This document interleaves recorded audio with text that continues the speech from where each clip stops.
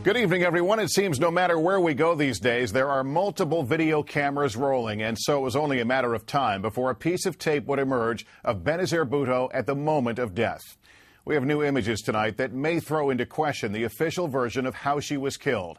What you are about to see may be the closest thing yet to a Zapruder-type film of Thursday's assassination, and it is likely to further challenge the credibility of the Pervez Musharraf government as it faces its biggest political crisis. The tape was obtained exclusively by our British partner Channel 4. It led their evening newscast, and correspondent Jonathan Rugman starts us off here tonight. It's late afternoon, and a crowd estimated at a few hundred is swarming around Benazir Bhutto's car. A clean-shaven man in sunglasses is watching at the fringes. He's concealing a gun. The man in white behind him is the suspected suicide bomber. The sniper moves in to within a few feet of Bhutto, who is greeting her supporters. He fires 3 shots. The last bang is that of the suicide bomber, blowing himself up. 21 people in all were fatally injured here. You can hear their cries of pain and shock. Look at the shooting again. As the gunman fires at Bhutto, her hair is lifted.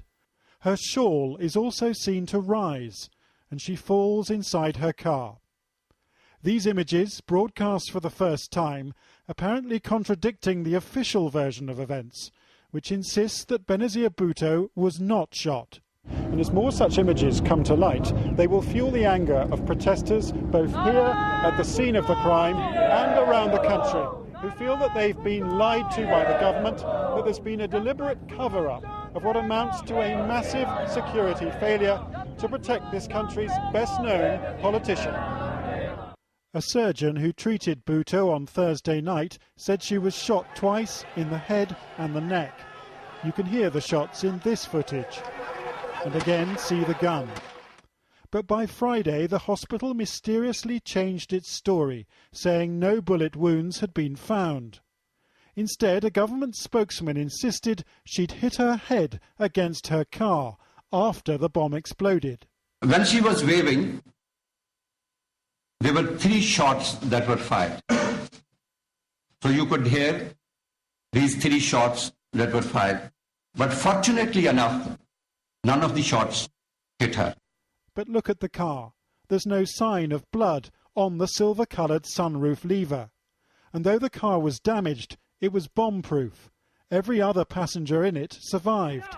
Our pictures show Benazir Bhutto had fallen into the car before the explosion, which suggests she was more likely killed by an assassin's bullet seconds earlier. Today we spoke to a senior Bhutto aide who travelled in the car behind her. She described the government's version of events as ridiculous, dangerous nonsense, a cover-up. If we look at the proximity of the aggressor to the victim, we take into account which side of the victim the aggressor can be seen.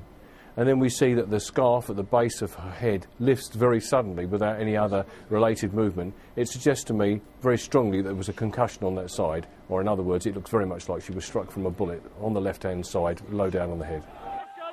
Officials have rejected calls for an independent foreign inquiry into this assassination, though they've offered to exhume Bhutto's body if the relatives who've just buried her request it.